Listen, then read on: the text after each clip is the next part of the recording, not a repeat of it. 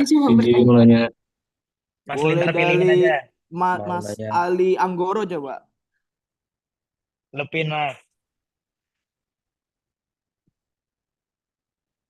Mana mas orangnya mas?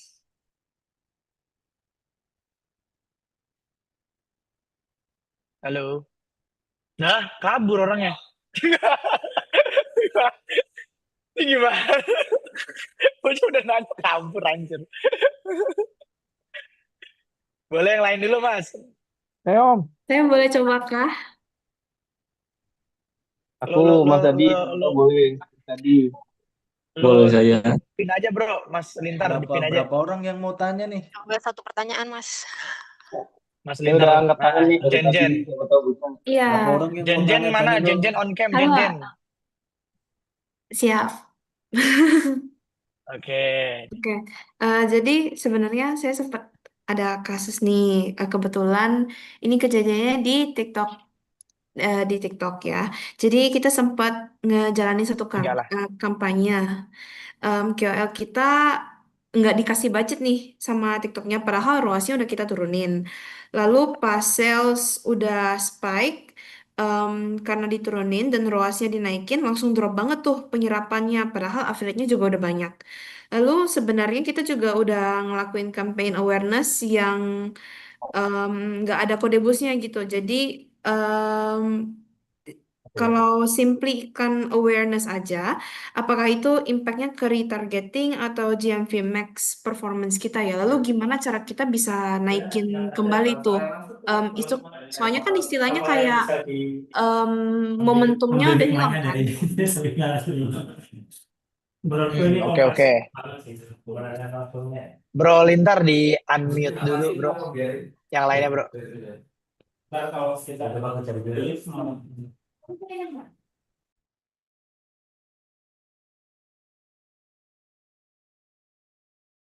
Oke, intinya dirimu endorse, tapi nggak ada kode busnya, nggak dikasih, gitu.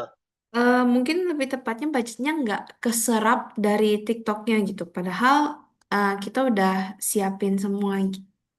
Oh, ini berarti bahasanya yang TikTok Ads. Iya. Nggak keserap nih pas mau GMV Max itu kan. Mm-mm. Oke, gini.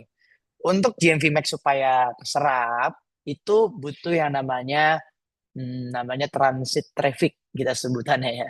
Nggak tahu sih istilahnya. Ini istilah ngasal ya.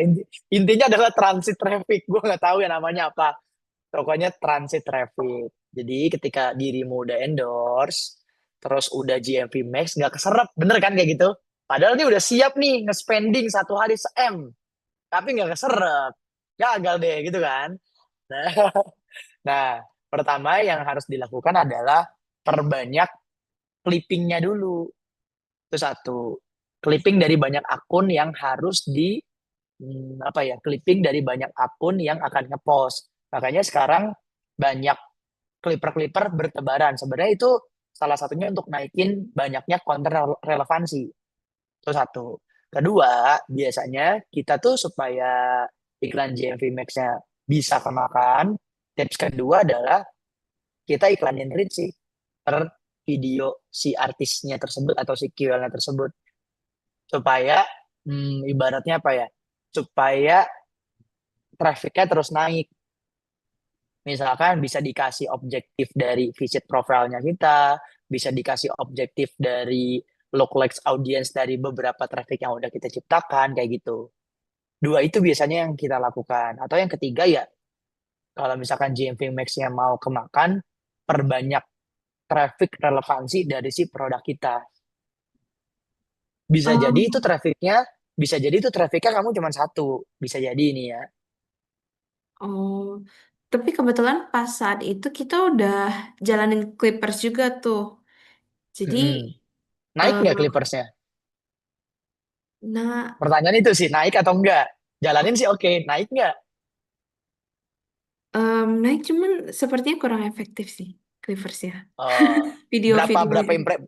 berapa impression dan berapa banyak yang ngepost, Oh, ya hmm, kan? iya iya. Nah, itu Kalau kan harus dielaborate lagi, misalkan aku udah pakai Clippers tapi nggak works. Oh ternyata mungkin secara quantity Clippersnya kurang banyak, atau mungkin secara apa ya? Secara quantity kurang banyak, atau mungkin secara hasil Clippersnya kurang banyak, atau mungkin belum dijalanin iklan reach atau iklan impression per masing-masing videonya. Itu kan juga berpengaruh. Kalau Hmm. Clippers sih ya organik ya, tapi kalau misalkan yang memang harus di esensi video endorsement-nya supaya GMV Max-nya kemakan, mau nggak mau kan diiklanin reach. Kalau di kita sih kayak gitu. Kalau yang memang tidak keserap GMV-nya gitu. Clippers tuh sebenarnya works asalkan konteksnya sama talentnya bagus. Dua itu sih kuncinya. Talent and konteks. Konteks itu kan di dalamnya ada brief. Berarti kalau misalkan nggak works bisa jadi kontennya nggak bagus atau konteksnya nggak bagus atau talentnya nggak bagus. Hmm, jadi kebetulan pas kejadian itu kan biasa yang ada statusnya gitu kan. Kalau Mm-mm. untuk iklannya tuh. Nah, pas kita cek, kenapa nggak terserap statusnya tuh ditulisnya masih menginvestigasi atau apa gitu istilahnya. Jadi Mm-mm. nggak naik dari TikToknya. Yang udah dicoba apa aja? Root cause analysis menurutmu yang udah dicoba apa aja? Hmm, k- kalau dari kita mungkin em, oh bingung juga sih ya. Ya Cara karena nggak gini gini gini gini. Aku ngerti maksudnya. Intinya kan iklanmu tidak terserap oleh GMV Max dan ya udah langsung udah lah nggak works ini gitu kan. ya. Nah, itu kan harus dielaborate lagi, harus dirajut lagi tuh benang kusutnya. Kurangnya di mana sih dari segi trafficnya? Apakah dari briefnya memang nggak naik? Dari si organiknya dulu nih, organiknya naik atau enggak? Rekeningnya eh, lumayan naik sih, soalnya kita pakai Berapa? PLN. Lumayan naik, seberapa naik? Em,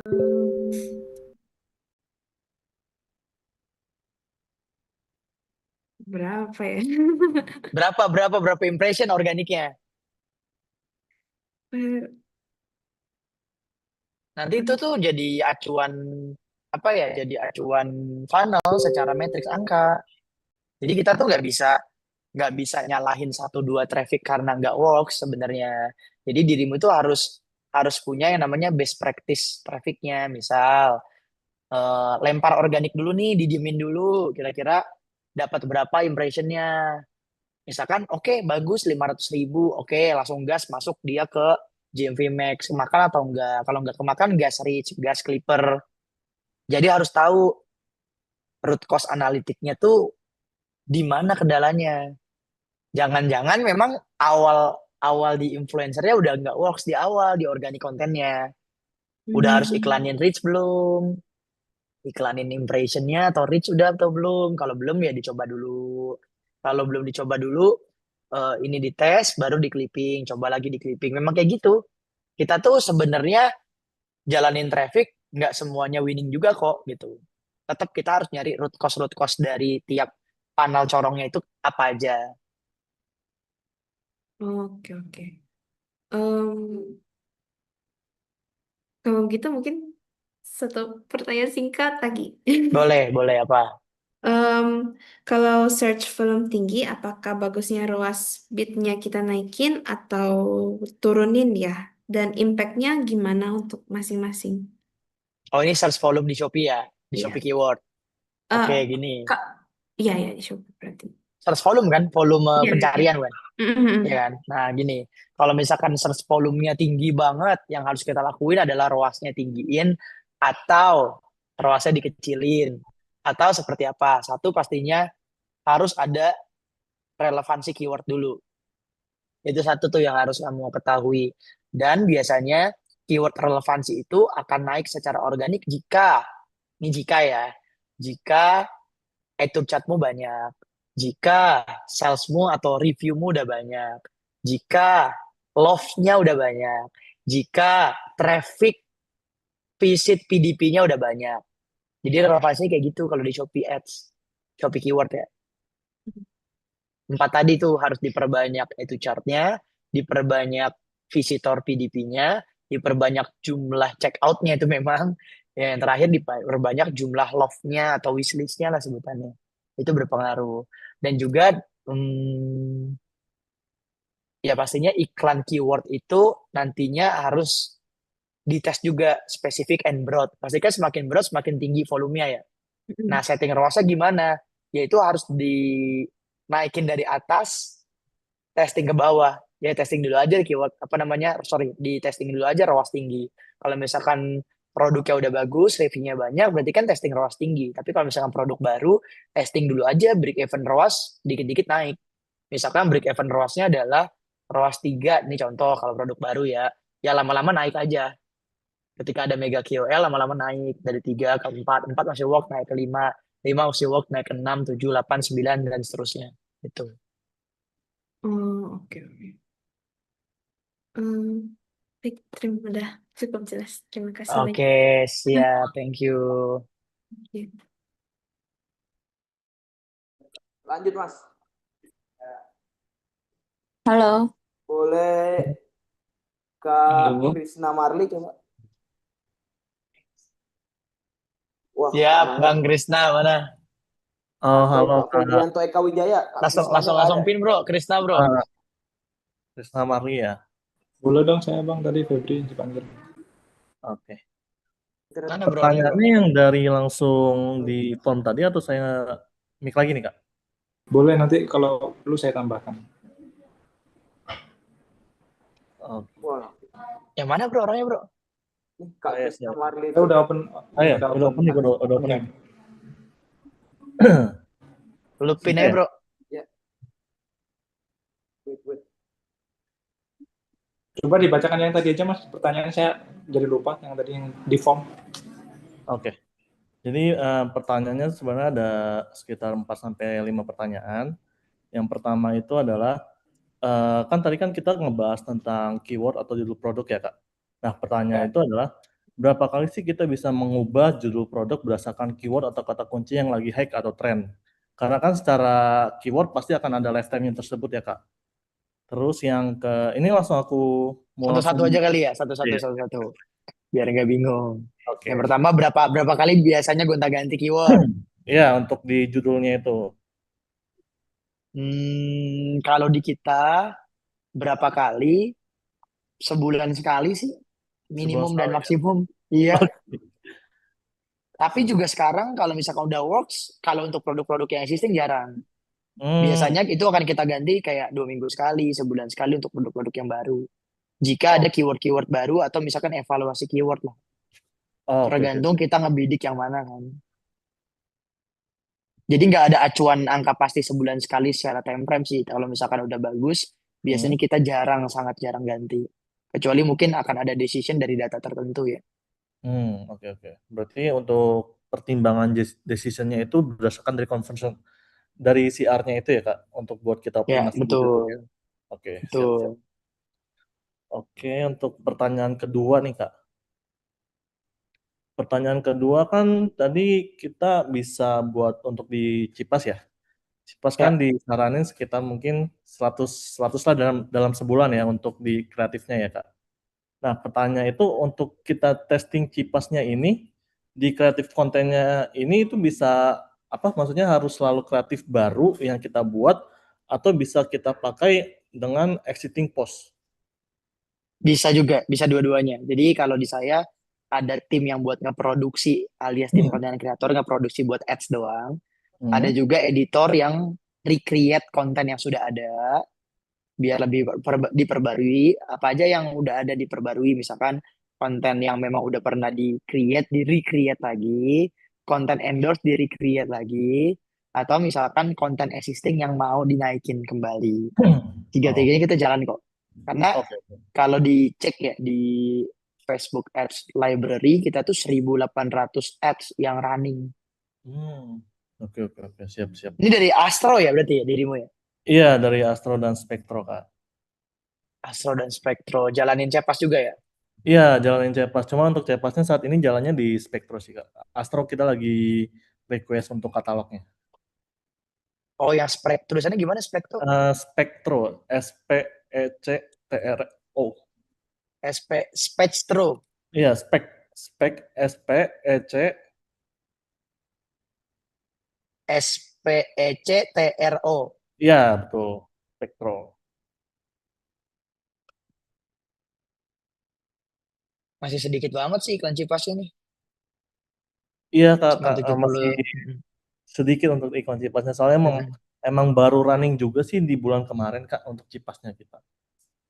Ya memang tujuannya ya di itu ya di ads konten ya. Kalau dirimu lihat di Brighty atau Ciara, kita Hmm? ribuan ads kayak Brighty. Iya Brighty itu betul betul. sekarang berapa ya? 1.700. Ciara tuh di berapa nih? Ciara ini 1.500. Jera juga gede kalau nggak salah. Jera itu cepasnya kecil sih 160. Hmm. RB Kids. Jadi memang harus perbanyak konten sih, perbanyak jumlahnya memang jumlahnya dan account-nya. RB Kids aja 280 Terus mampu konten ya. ads-nya. Oke. Mm-mm. Terus pertanyaan selanjutnya nih Kak. Kan tadi untuk di Breakty ini atau di brandnya Kakak sendiri itu kan ada 2 campaign yang dimana dengan satu campaign untuk winning dan satu campaign lagi untuk testing ya Kak. Ya, Nah, dan testingnya juga kan dia sekitar 5 sampai 10 ads ya. Nah, pertanyaannya itu adalah jika dari testing campaign kita udah ketemu konten yang winning nih Kak, itu langsung kita pindahkan ke campaign winning kah? Maksudnya itu tidak bakal ngeriset untuk learning pace-nya Kak? kalau apanya diganti, sorry, untuk riset learning Kayak pace. misalkan kita kan dari pasti testing dulu ya di campaign yang testing winning itu ya Kak. Ada yang kita Ya, misalkan ketemu yang bagus lah gitu kan. Nah, ya. dari kan tadi disampaikan itu kita bisa langsung duplikat dengan copy di campaign yang winningnya ya Kak. Mm. Nah, itu maksudnya apakah tidak akan mereset learning pace-nya kembali Kak? Enggak, biasanya enggak. Kalau sekarang Oh, ya. oke Ya oke. mungkin bisa 2 hari, 3 hari, atau sehari Hmm. juga kadang langsung winning kok.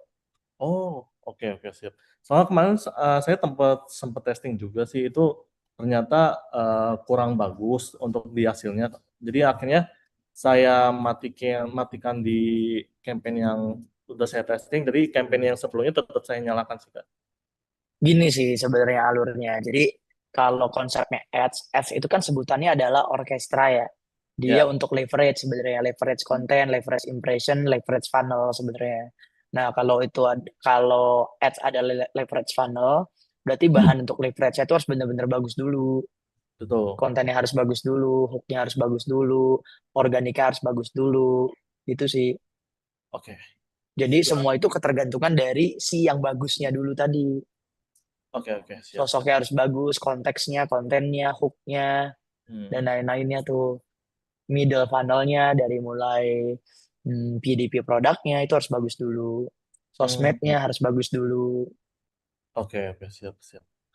Terus, oh iya kita kita juga tuh baru jalanin Cipasnya dengan conversionnya objektifnya di add to cart sih Kak. Karena kemarin kita udah sempat coba untuk di purchase itu cuman ada satu doang selama 7 hari kita running 7 hari sampai 2 minggu. Itu apakah masih all good Kak untuk kita running tetap di add to cart? Sorry, itu karena gimanain? Jadi untuk di Cipasnya ini di objektif salesnya kan ada beberapa pilihan conversionnya ya Kak. Nah, di situ Mm-mm. saya pilihnya itu di add to cart. Cuman pas kita di add to cart itu dia masih terbilang bagus juga.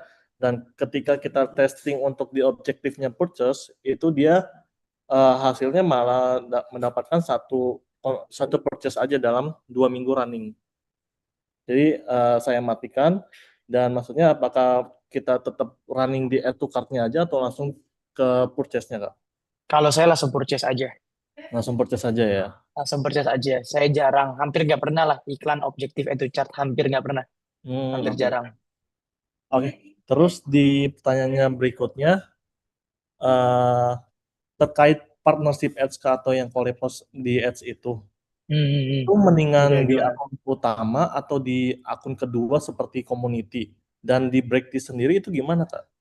Di akun utama kalau kita. Akun utama ya berarti ya. Iya. Hmm. Oke oke siap siap. Terus pertanyaan terakhir nih Kak, maaf ya Kak banyak banget pertanyaannya. Oke, pertanyaan terakhirnya adalah dalam model partnership ads ini, apakah ada perbedaan signifikan performa antara boost konten, organic KOL yang sudah viral, fast konten yang dibuat khusus untuk dijadikan ads. Perbedaannya apa ya yang paling mendasar ya? Trust-nya kali ya. Terusnya ya, Iya, karena kan kalau partnership ads itu kan collab post ya. betul.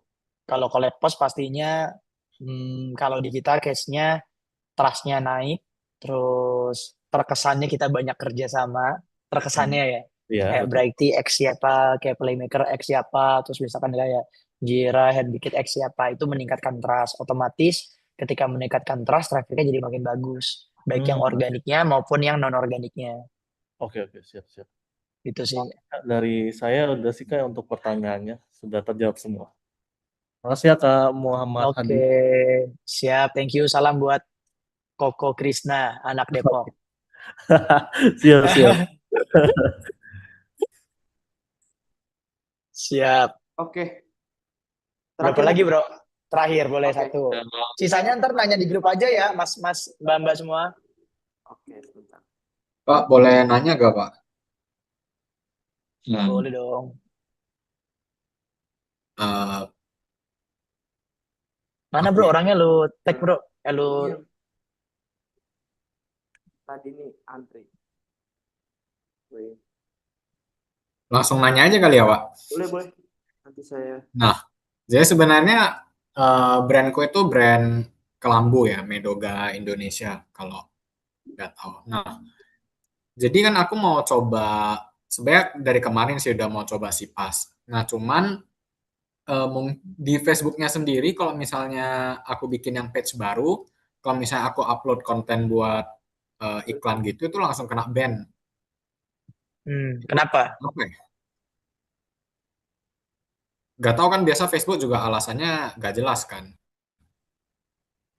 Kena ban terus. Oke. Jadi aku beli page baru, bikin lagi, kena ban lagi. Kayaknya udah 5-6 akun kena ban deh. Padahal kontennya biasa kan kelambu. Kayak nggak ada salahnya gitu konten. Oke, biasanya root cost-nya ya akunnya nggak whitelist. Itu ngaruh. Whitelist nggak akunnya? Maksud dari whitelist gimana? Ini akun create sendiri atau sewa whitelist undernya Meta akunnya? Oh, create sendiri sih. Iya, itu berarti pakai whitelist aja. Whitelist tuh maksudnya gimana tuh? Berarti aku harus cek Bisa. gimana prosesnya. Ya ini juga random ya. Aku juga testing dari beberapa iklan yang disetujui. Itu kadang kalau akun iklan yang bikin sendiri yang dari nol agak sedikit drama karena dia harus learning akun dulu. Itu nggak tahu sih kenapa bisa berpengaruh hal kayak gitu ya. Ya tapi kalau misalkan solusinya ini nggak jaminan 100%, tapi terkadang bisa dicoba. Ya harus menggunakan whitelist account sih. Akun yang sewa langsung dari Metanya banyak partnernya kok. Nanti coba aku kasih rekomendasi. Sewa langsung dari Meta ya? Biasanya banyak ininya, banyak agentnya. Aku Oh, kasih rekomendasi aja. soalnya aku juga pernah beli dari Shopee gitu-gitu lah ya, yang Oh bukan. Ini bukan beli, bukan. Ini sewa. Oke. Sewa account whitelist, bukan beli akun iklan, bukan. Beda. Bukan Oke, beli oke. BM, bukan. Iya, Satu Tapi lagi kita Mas. menggunakan. I Aku see, I kasih see, I see. rekomendasi aja. Oke, Tapi thank you, produknya Pak. bagus loh ini loh. Ini yang buat anti nyamuk ini kan. Benar. Boleh dicoba, Bagus Pak. loh produknya. Bagus. Ya, cuman Bagus, mau bagus, scale keren. kan, soalnya kalau dari marketplace sendiri, ya nggak aku bilang mentok juga ya, maksudnya scale-nya scale biasa lah, kalau prosesnya masuk scale pelan-pelan. Nah, cuman untuk nambah channel baru kan salah satunya dari Meta. Nah, itu yang nggak bisa terus tuh. Ya udah coba berkali-kali, jadi terakhir menyerah kan. Udah nggak. Boleh coba pakai whitelist deh. Ntar aku kasih rekomendasi, nanti Oke, juga siap. dikasih tahu cara nyeting-nyetingnya gimana, gampang itu. Ntar kita diskusi di grup aja boleh. Oke, siap. Thank you, Pak. Oke, paling yang lain, ini udah sore banget, saya juga belum sholat asar. Ini paling kita lanjut di grup. Nanti aku terima kasih banyak untuk webinar hari Boleh ini. nanya nggak? Satu aja, please. Ya udah satu deh, udah jangan lama-lama ya. Oke, oke, Kak. Belum sholat Aman. asar nih. Oke, Oke, oke. ya boleh.